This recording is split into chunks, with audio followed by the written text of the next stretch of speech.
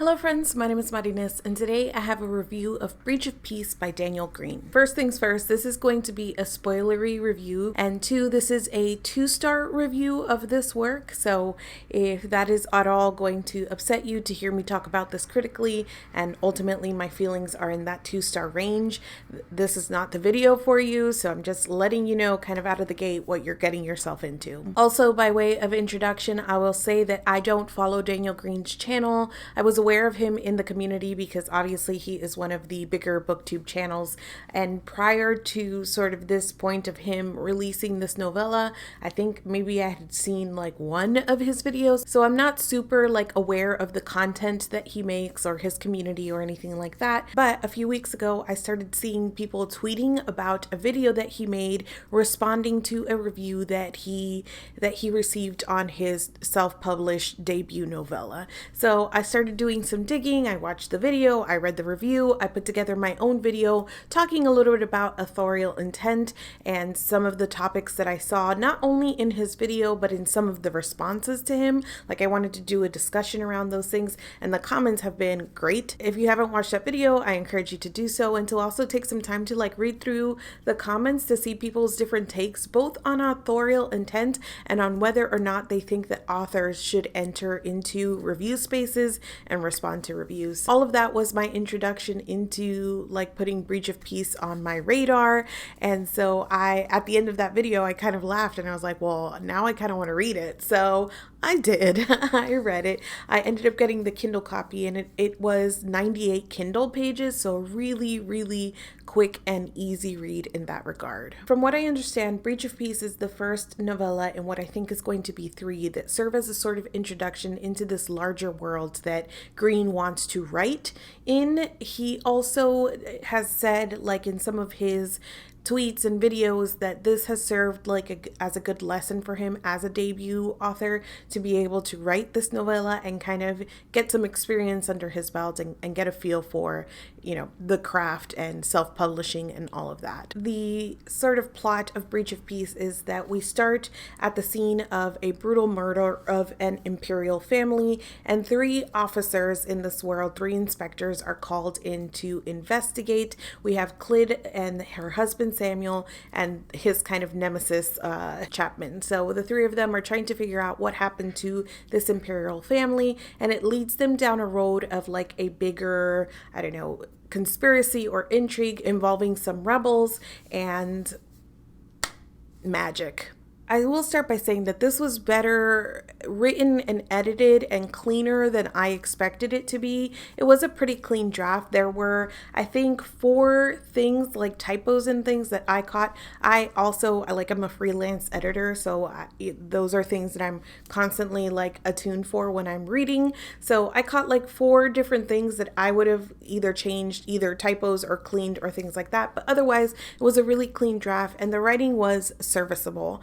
I think that my main complaint with this overall was the writing. I am one of those readers that like writing is one of the most important things overall to me in terms of the enjoyability of a work. I think that the words on the paper are really key to the reading experience, and I know that like not everybody's like that. Like, writing style is not something that they notice a lot or that is like the first thing that their mind goes to, but writing style is for me.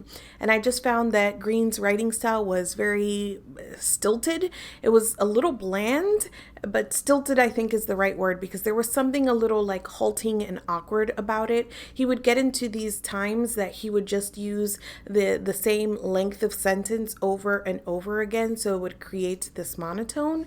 And there was also something a little like stilted and awkward about the dialogue. Some of that wasn't helped by the placement of the dialogue and the description. There was a tendency to not let the dialogue flow like you would have it in a conversation. So it would be like a line and some sort of like descriptor, like, you know, she pulled out a cigarette and she didn't even realize it, it, and then another line and some other descriptor. And so it kept being this interruption to like what could have been some really neat flow of dialogue, especially when you are basing your novella on this sort of dynamic between three characters. There wasn't like a particular style here. I wanted it to have some feel of like, oh, okay, Daniel Greene wrote this. And what it ended up feeling like was just really sanitized, really free of, I think, working descriptions, a little trite in places. There were like lines that were super tropey and descriptions that were super tropey, from things like using the line tall, dark, and handsome to having it be raining outside and like the big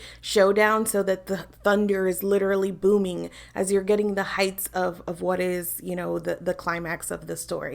Which are all things that you can do, but if you do too much of them together, then it starts kind of pinging the reader's mind as like, I've seen this before, I've seen this before, I've seen this before, and your work can kind of feel a little, like I said, trite. I'm also a reader that is super sensitive to repetition. So there were like a few things like the cigarette that were done one too many times for me and was taking me out of the story. He uses the word boom or booming like 5 times, which 5 times in 98 Kindle pages is not like a ton, but booming is such a word that like stuck out to me. And it was constantly his voice booming, the thunder booming. And I was just like, I would have flagged this and taken out a couple instances of this word. I had heard in another review, or maybe a few others, that the beginning was very gruesome.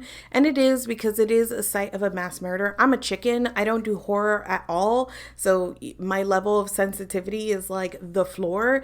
But I think that while this was like bloody and a mass murder, and there's obviously some description of that, the reason that I didn't feel like it was over the top was because the description wasn't there. It was mostly like an arm here and a leg here, and not like description like blood oozing and like pus and, you know, the smells and the sights. It was much more almost clinical. The writing was, which might fit with what we're describing, I guess, because these are police officers, but it didn't necessarily match up with what we were seeing on page, because you do have like one of the officers like throwing up and Inspector Clyd like sort of fighting down her own nausea. So I think that there could have been a little more like description there to really understand sort of the gravity or the chaos that we were experiencing in that moment. And again, I made it through okay, just because I didn't think that the description was necessarily there. So it is gruesome in that children are murdered and this whole family is murdered in a very brutal way, but the description isn't there to really make it something that I was like flinching away from, or that I needed to look away from, or anything like that. So apart from the writing, I think that I found myself really asking like what this novella set out to do. I thought it was interesting to hear Greene talk about how this was for him sort of an introduction into his world, but also allowing him to sort of explore or gain experience in terms of self-publishing and in writing. Just because I think novellas are so difficult to do. I mean, I've never written a novel or a novella, but for me personally, I just think it is so much more difficult to find a well-written short story or a well-written novella, because you have so much less space to do the work of a full-length novel. And I am also a reader that in short stories, in novellas, and even in first books in a series, I don't begrudge like some sort of cliffhanger or setting up some sort of arc that is going to cover like multiple entries in the series. But I strongly believe that those entries should also be self-contained in some manner, that you have to be able to enjoy that entry into the series, that it should be complete unto itself in some manner, that the answer to any criticism or all criticism of that work can't be, well, later on you're going to get this, because I don't have later on to sort of review by. I have this single thing. I have this entry. The plot here did have that sense of completion. So we're investigating a murder. The mystery part of it kind of gets solved relatively easily, or like it fades into the background. So I thought I was getting more of a murder mystery, but it just ends up being this thing where our inspectors are so good that they sit there and they look around and they use their deductive reasoning to sort of come up with the answers. There isn't a ton of of investigation, but that kind of also just fades into the background because the answer here is that they think that rebels are involved, and it leads them down a path of something that it's like bigger and grander than that. And so that gets solved at the end. In that way, the plot did feel complete, but in a way that I wasn't sure what the end was here. If it was an introduction into this world, I don't think that there was enough world building here to really make this like a useful introduction to the world. I had so many more questions than I did, useful pieces of information. I don't feel like I got a good picture of the world. I don't feel like I got a good understanding of even the basics of the politics of this world. It just kind of gave us a few key things like some godlike figure is in charge and he put these police in charge, but there's also military involved as well. Your mileage may vary on if that was enough to whet your appetite, but it wasn't for me.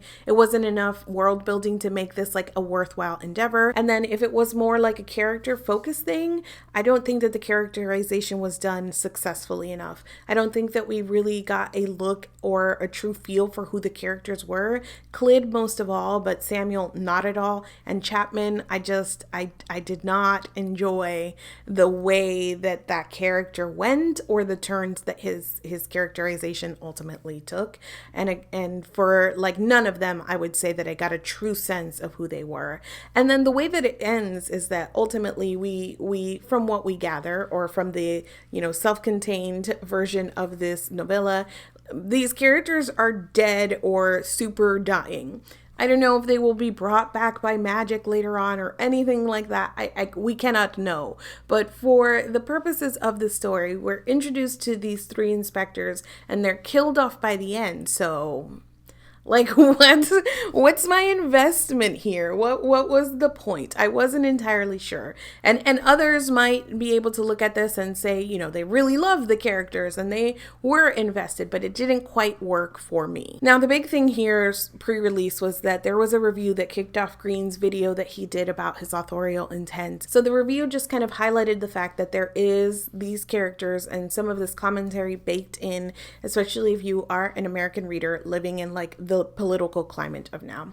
And I guess from there, some of the Reddit comments were reading more intention into Greene's personal politics because of this.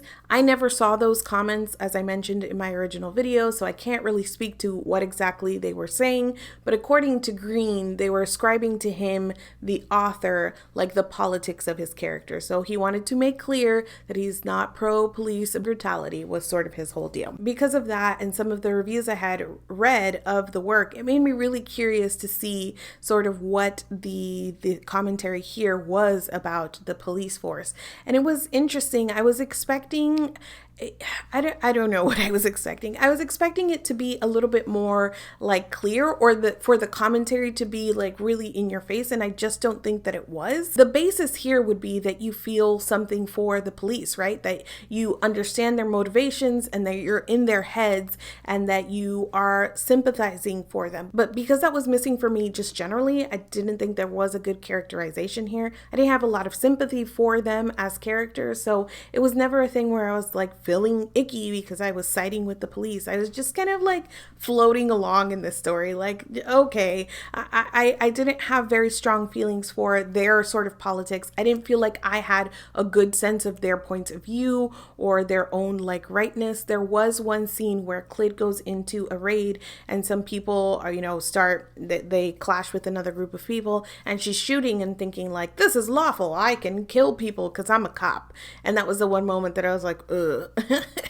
Bad times to be reading this. And so that I think is my main point here, is if I were to just sort of say, would you enjoy reading this? I would warn readers that right now in the United States specifically, as we have a very prominent trial going on where an officer killed an unarmed black man, and we all saw it on video, we saw it with our own eyes that he killed this unarmed black man, but we're still trying to decide if he's guilty of doing the thing that we all saw him do. Maybe this isn't the best time to be reading about cops.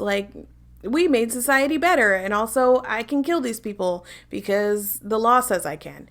And that is fair. I feel like that is a really fair assessment of, whether or not you might want to read this right now. And again, that's not saying anything of Daniel Greene's like personal politics aside from, I guess, the privilege of being able to write and publish a story like this at this time without having it, like, I can't even watch the trial, and reading like just recaps of it is incredibly emotionally taxing. And even though I think this was sort of devoid of a lot of politics, just because it was sort of devoid of a lot of personality for me, there were moments that I was like, oh, cringe, just because of who I am. So aside from the privilege of being able to write this story in this time, I don't think that there are personal politics embedded in here. And I don't think that there are like a lot of politics embedded in here aside from police ordained by God think they're doing good.